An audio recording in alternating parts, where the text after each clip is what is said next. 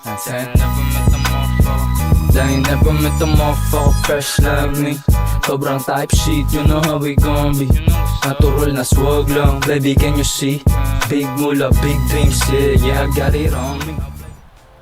Yo guys, welcome back sa ating channel. At ito, nakita nyo naman, nakasetup na ako at ready na para gawin yung huling part ng ating full leg project dito sa ating client. So, ayan, nagsalin na ako ng ink. Ang gamit nating ink ay Radiant Real Black. Matagal ko na siyang gamit at dito na ako sanay, kaya ito na lang yung palagi kong ginagamit.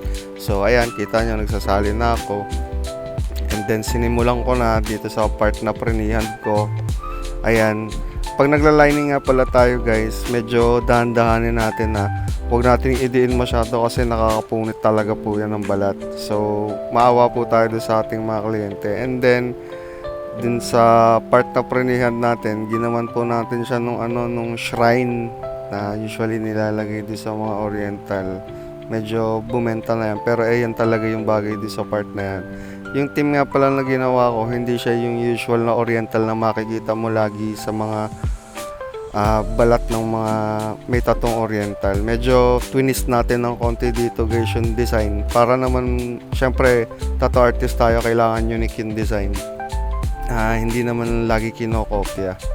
Syempre, kumuha tayo ng mga ilang inspiration dito sa Pinterest, pero hindi siya yung nakatattoo sa balat guys.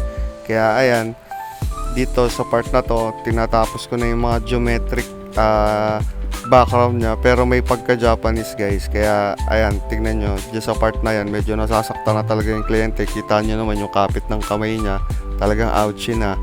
Kaya yun, so may mga kasama rin pala akong nagsisession dito that time. Yan, ang ating kasama si CK. Kaya ayan, ito na yung kinatapusan ng aming pyesa na isasali namin sa mga pre-made tattoo competition. Sana nagustuhan nyo guys, kasi yung client ko talagang natuwa siya doon sa design na ginawa natin. Kaya ayan, maraming salamat po kay Sir PJ Turok Romero sa mga advice na binigay niya sa atin. Maraming salamat guys. Keep safe always. God bless. Bye bye.